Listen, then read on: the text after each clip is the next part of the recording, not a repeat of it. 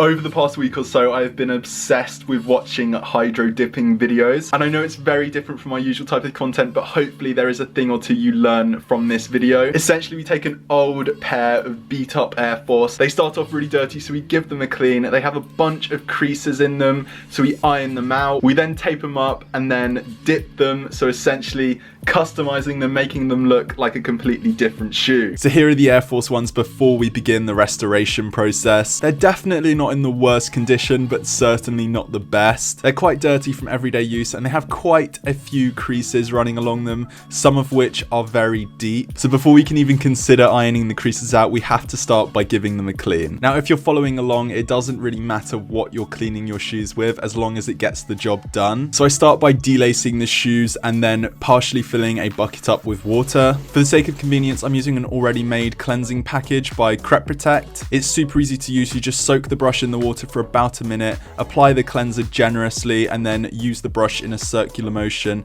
wherever you feel necessary. Be careful not to apply too much pressure because you might damage the shoe. In case you're wondering, any of the products I've used in today's video will be linked in the description. Once you feel your shoes are clean enough, we're then ready to tackle those creases. You want to start by stuffing the shoe, especially where any creases may be. Then using a wet towel or flannel in my case, you want to place it where you intend to iron. We obviously can't apply the iron straight to the shoe, as that will damage the shoe and could be potentially dangerous. This process really shouldn't take any longer than 10 minutes per shoe. Once you're done with both shoes, we then want to go on to taping. I feel like this was the beginning of our downfall. Right next to us here, you can see we have nail polish remover, aka acetone. This makes the paint in the final process stick to the shoe, but it will also help tape stick to the shoe. And the tape we're using electrical tape. You do not want to be using electrical tape. It is not the correct tape for this. So my advice here is to apply a coating of nail polish remover to the shoe and then begin taping. You want to be as precise as possible when taping, so I highly suggest using a craft knife. Again, any tools or products I've used throughout this video will be linked in the description. A craft knife becomes especially important in those tricky areas, so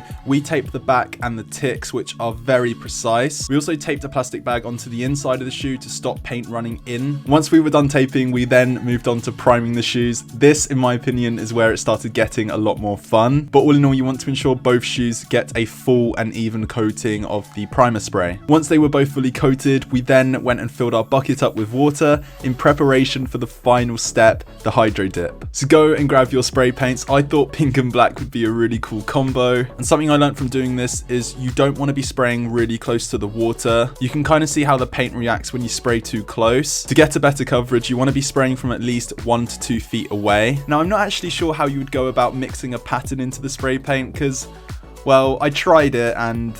No. Sorry, I thought that would be a cool idea.